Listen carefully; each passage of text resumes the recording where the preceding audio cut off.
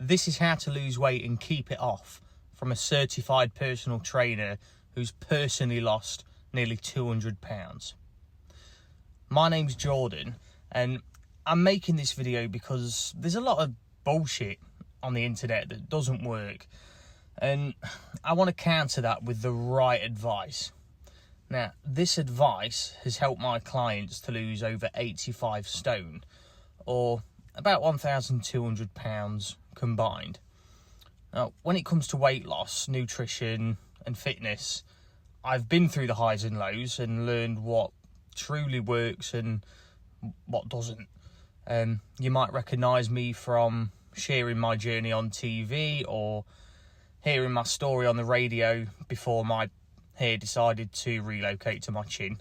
But hair placement aside, I'm here to share everything that I've learned about reducing your body fat and living a longer, healthier, happier life. So hit that follow button, stick around, and let's smash those goals together. Ready to get started? Let's go. But let's get real for a second, okay? If nothing changes, nothing changes. I mean, it sounds obvious, right?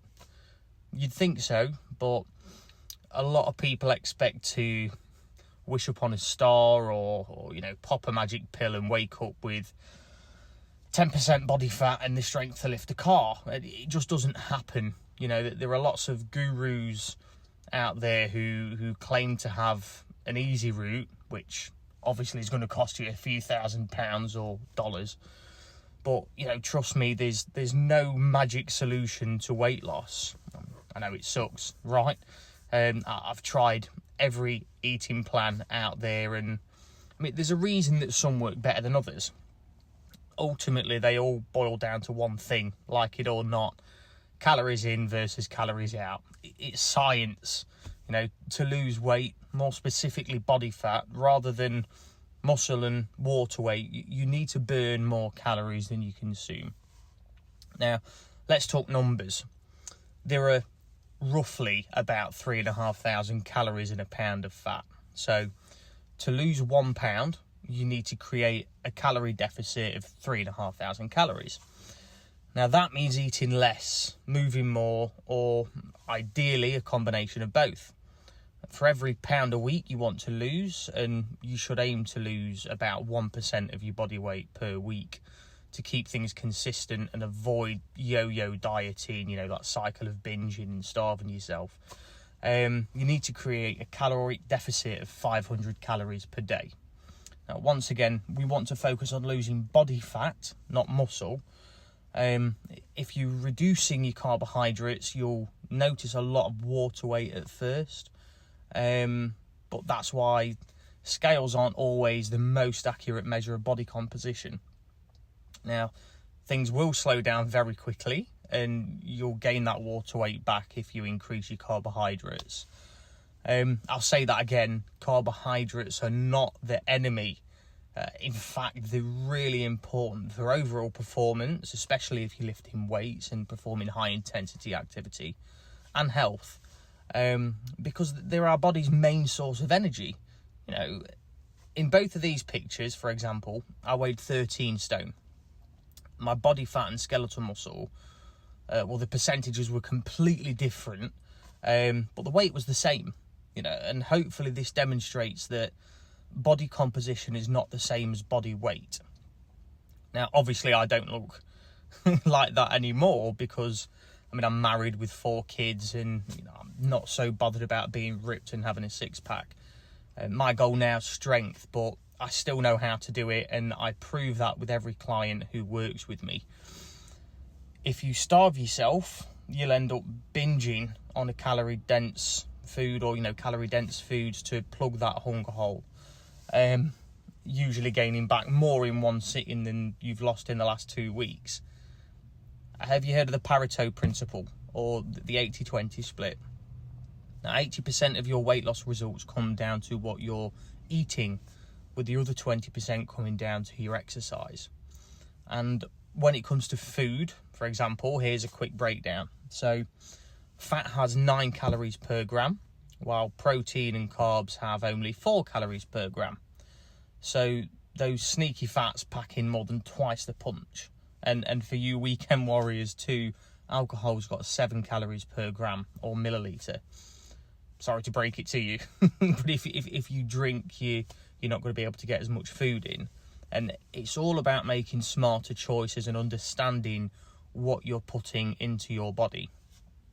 Now, does that mean that you can't enjoy normal foods and, attend social gatherings? No.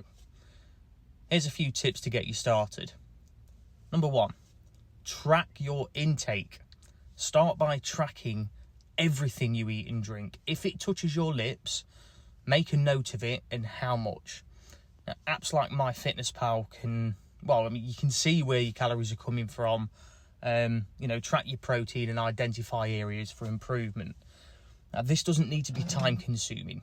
Either plan your day in advance. After all, proper preparation and planning prevents piss poor performance. Or log things as you're consuming them to, kill 2 birds with 1 stone. Number 2, protein intake. Always aim to eat about 1 gram of protein per pound of your lean body mass, not body weight. It's different.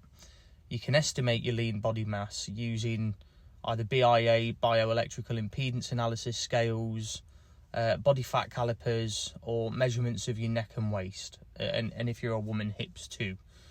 Combined, you do that, put all that information into an online calculator and it'll give you an estimate, and it is only an estimate.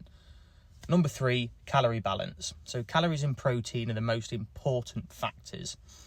The split between fats and carbs doesn't really matter so much for weight loss, other than the calories that they contain, obviously, with fat being more than twice as calorie dense as carbs and protein. Now, the protein will keep you feeling fuller for longer and assist with the next point, which is point 3, I think, regular exercise. Okay, so this is where I'm going to get a little bit technical, but it's important to understand the differences between aerobic activity and anaerobic activity, so you understand why walking into a gym and, spending 10 minutes on the elliptical or the cross trainer, 10 minutes on the rower and 10 minutes on the bike before leaving isn't yielding you the most optimum results.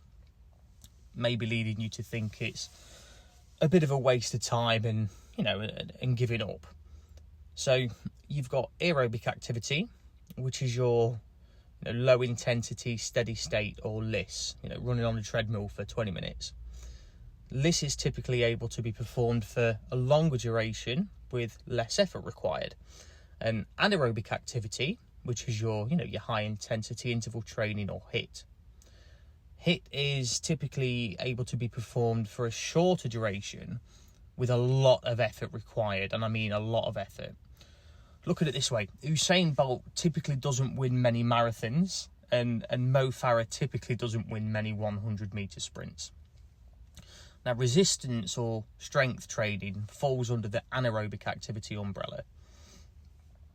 Aerobic activity, like LISS, typically burns more calories during a steady state workout, but here's the thing: anaerobic activity, like HIIT and lifting weights, triggers something called excess post-exercise oxygen consumption, EPOC. It's often referred to as the afterburn effect because of the level of energy required compared with LISS.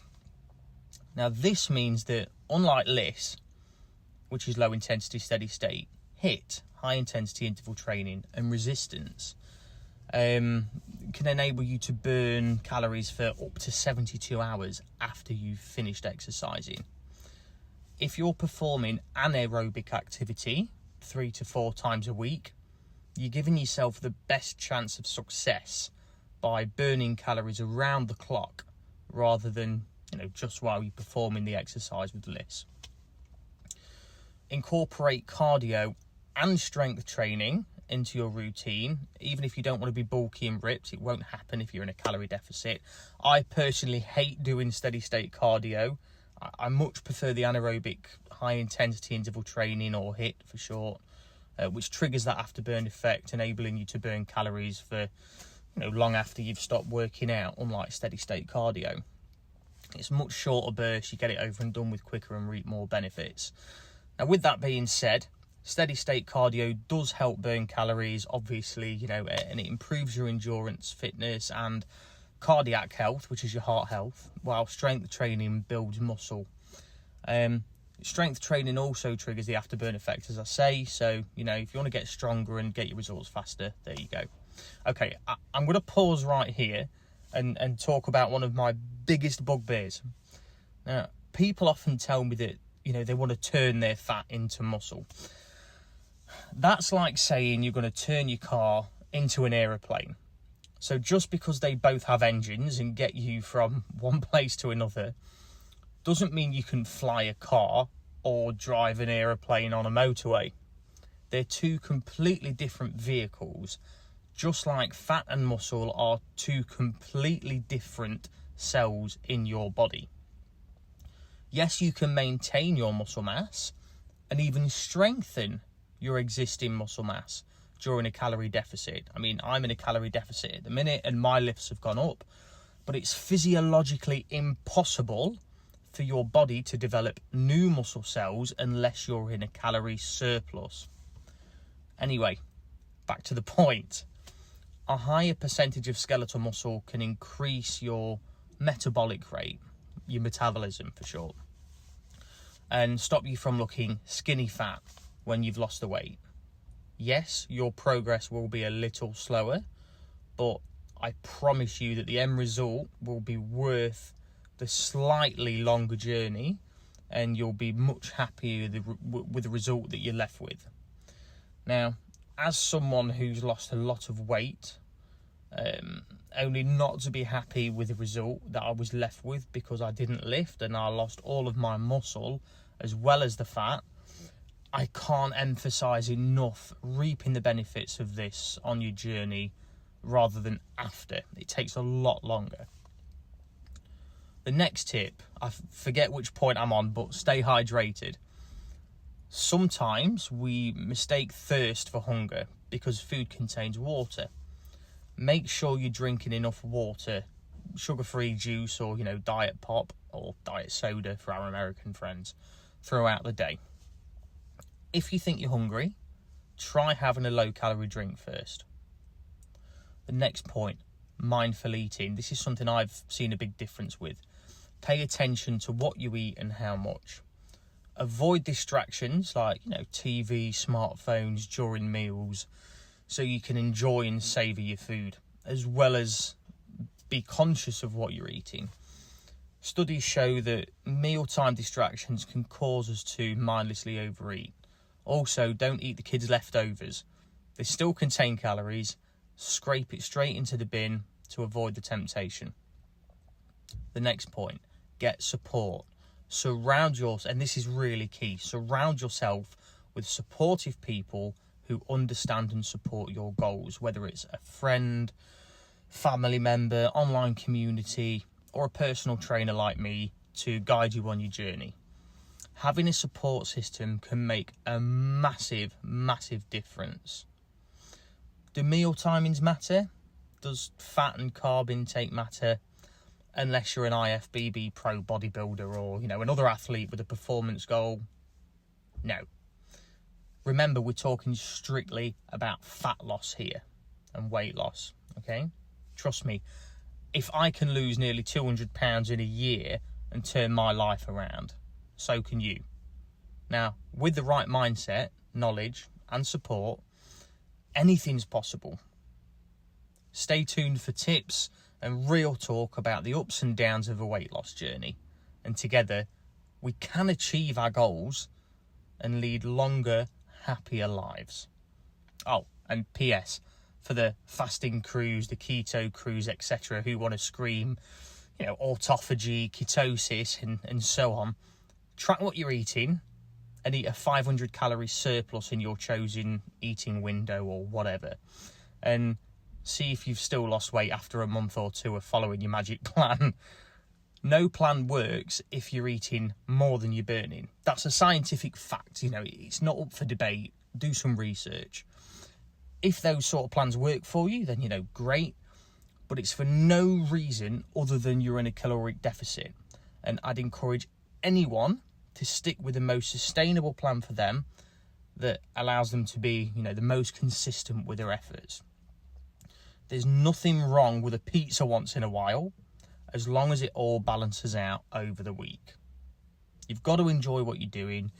If you're not enjoying it, you won't stick with it. And it's as simple as that. So do what you enjoy, do what's sustainable, and more importantly, don't forget to live your life a little bit. Don't restrict social outings, so on and so forth. Just make it part of a lifestyle change. Stay tuned.